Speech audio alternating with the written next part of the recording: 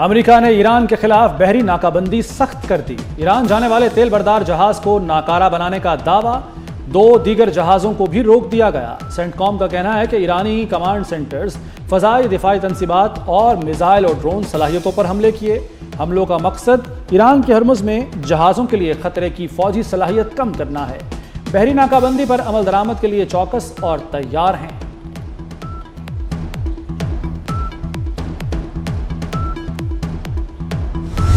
اپنا ہرمز بند، دنیا بھر میں مہنگے تیل کا خدشہ، برنٹ 85 اور WTI $80 فی بیرل تک پہنچ گیا۔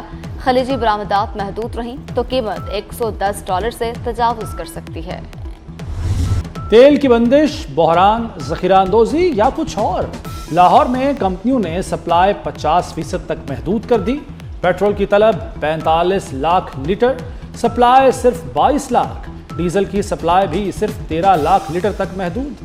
ڈیلرز کی دہائی، شہر میں پیٹرول پمپس نے نوزلز بند کرنا۔ اسرائیل اسلام آباد معاہدہ سے متاثر کرنے کے لیے متحرک ڈالر جھونک دیے۔ امریکی نائب صدر JD وینس کا بھی اسرائیلی شرانگیزیوں کا اعتراف، کہا اسرائیل سمجھوتے کو ناکام بنانا چاہتا ہے، اپنے مفادات کو ترجیح دیں گے، زمینی فوج ایران نہیں بھیج رہے، حکومتیں ختم کرنے کے لیے فوجیں بھیجنے کا دور گزر چکا، مذاکرات مسترد کرنے والے لامتناہی بمباری کو دعوت دے رہے ہیں۔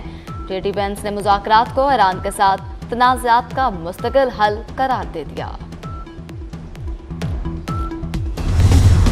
پاکستان نے امن کوششوں سے دستبردار ہونے کا تاثر مسترد کر دیا۔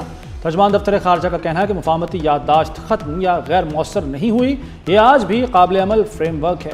پاکستان کی ثالثی کی کوششیں جاری ہیں۔ پاکستان چاہتا ہے کشیدگی ختم ہو اور تکنیکی مذاکرات شروع ہوں۔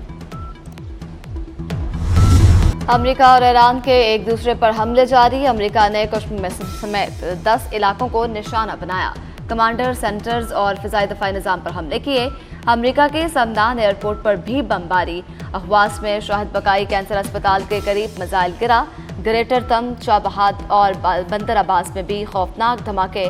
حالیہ حملوں میں 7 ایرانی فوجی، 35 شہری شہید اور 300 سے زائد زخمی ہو چکے۔ ایران کے کویت، بحرین اور اردن میں جوابی حملے، امریکی فوجی ڈھانچے اور تنصیبات کو نشانہ بنایا گیا۔ اردن کی الازرق ایئر بیس میں امریکی مواصلاتی نظام ریڈار سائٹ پر خودکش ڈرونز نے تباہی مچائی۔ کویت میں علی السلام ایئر بیس کو میزائل اور ڈرون سے نشانہ بنایا۔ امریکی MQ-9 ڈرون مار گرایا۔ کویت اور اردن کا ایرانی کروز میزائل اور ڈرونز تباہ کرنے کا دعویٰ۔ ٹرمپ کا ایرانی پلوں اور شہری تنصیبات پر حملوں کی ڈیڈ لائن دینے سے انکار۔ ایران کی طرف سے ملاقات کی درخواست کا دعویٰ بھی کر دیا۔ ٹرمپ نے کہا ایرانی رہنما ملنا چاہتے ہیں، ایران کو اپنا رویہ بہتر کرنا چاہیے، ایران کو صورتحال کا علم ہے، دیکھیں گے سمجھوتا ہو سکتا ہے یا نہیں۔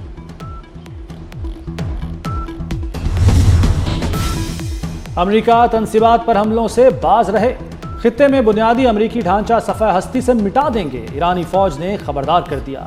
مشرق وسطیٰ سے تمام توانائی برآمدات روکنے کی بھی دھمکی دے دی۔ خاتم الانبیاء ہیڈ کوارٹرز کے ترجمان نے کہا امریکہ اور اتحادیوں کو فائدہ پہنچانے والے تمام برآمدی راستے بند کر دیں گے۔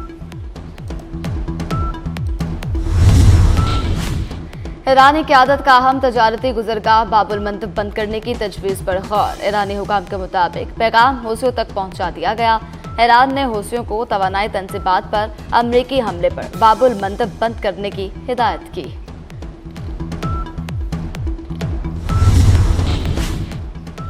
وزیراعظم کی زیر صدارت خطے میں کشیدگی کے ملکی معیشت پر اثرات سے متعلق اجلاس، سادگی اور کفایت شعاری کے اقدامات پر رپورٹ پیش کی گئی۔ شہباز شریف کی ہر ممکنہ چیلنج سے نمٹنے کے لیے مکمل تیاری کی ہدایت۔ یہ بھی کہا کہ سادگی اور کفایت شعاری مہم میں عوام نے بھرپور کردار ادا کیا، ملک میں ایندھن فراہمی کا بہترین انتظام کیا گیا۔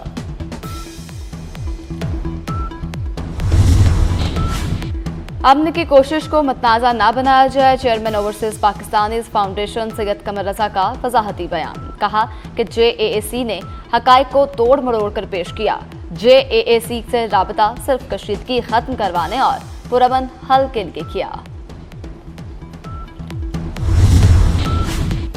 وزیر داخلہ محسن نقوی کا واشنگٹن میں بوئنگ کمپنی کے ہیڈ کوارٹرز کا دورہ، بوئنگ گلوبل کے صدر برینڈن نیلسن سے ملاقات، PIA کے لیے 16 نئے طیاروں کی خریداری کے لیے اہم پیش رفت۔ ملاقات میں بہترین ڈیل کو جلد از جلد حتمی شکل دینے پر اتفاق کیا گیا۔ محسن نقوی نے نئے طیاروں کی خریداری میں تعاون پر برینڈن نیلسن کا شکریہ ادا کیا۔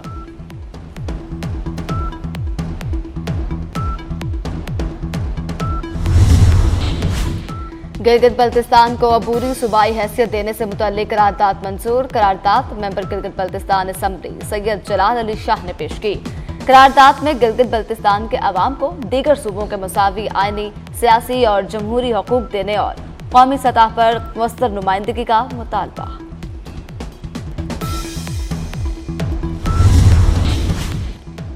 عارف والا میں 10 اسکول آف ایمیننس کا افتتاح۔ مریم نواز کا نوجوانوں کو ہر ممکن سہولت دینے کا عزم۔ کہا حکومت خوابوں کی تعبیر تک نوجوانوں کا ساتھ دے گی۔ طلباء کو تمام مواقع اور وسائل مہیا کریں گے۔ وزیر اعلیٰ کا کھلے مین ہولز کے ڈھکن چوری کرنے والوں پر برہمی کا اظہار۔ کہا بعض شرپسند عناصر رات کے وقت ڈھکن چرا لیتے ہیں۔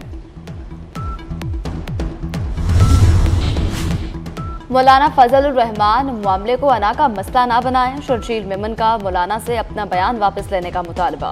کہا مولانا کے بیان کو بھارت میں اچھالا گیا، خوشی منائی گئی۔ متنازع بیانات سے کسی شہید کے رتبے پر اثر نہیں پڑتا۔ الفاظ واپس لینے سے مولانا کی عزت کم نہیں ہوگی۔ شہداء اور غازی ہمارے ہیرو اور فخر ہیں۔ کیا اگلے انتخابات نئے قوانین کے تحت ہوں گے؟ الیکشن کمیشن نے قانونی اور آئینی اصلاحات پر کام شروع کر دیا۔ کمیٹی 2024 الیکشن میں قانونی و آئینی خامیوں کا جائزہ لے گی۔ سفارشات متعلقہ فورمز کو بھیجی جائیں گی۔ الیکشن کمیشن نئی قانون سازی پر 3 ماہ کے اندر اپنی رائے دے گا۔ میانمار کے قریب سمندر میں تارکین وطن کی 2 کشتیاں ڈوب گئیں۔ حادثے میں 500 سے زائد افراد کی ہلاکت کا خدشہ۔ حادثے کا شکار کشتیاں میانمار سے روانہ ہوئی تھیں۔ ایک کشتی میں 250 اور دوسری میں 280 افراد سوار تھے۔ بنگلہ دیشی کیمپوں سے آنے والے پناہ گزین بھی متاثرین میں شامل۔ کیریبین چیلنج کے لیے شاہین تیار۔ بابر اعظم کی قیادت میں قومی ٹیم ٹوباکو پہنچ گئی۔ آج سے پریکٹس، جبکہ 25 جولائی سے ویسٹ انڈیز کے خلاف پہلے ٹیسٹ کا آغاز ہوگا۔ کون بنے گا دنیا کا نیا فٹ بال بادشاہ؟ ارجنٹینا اور اسپین فیصلہ کن معرکے کے لیے تیار۔ نیو یارک میں اختتامی تقریب کا رنگا رنگ جشن بھی سجے گا۔ ٹام کروز اور روبی ولیمز اختتامی تقریب کو 4 چاند لگائیں گے۔ کیا میسی فیفا کے لاڈلے ہیں؟ فوربس کے مطابق شائقین نے میسی اور فیفا پر جانداری کے الزامات عائد کر دیے۔ شائقین نے الزام لگایا کہ فیفا میسی اور ارجنٹینا کے حق میں جانبداری کا مظاہرہ کر رہا ہے۔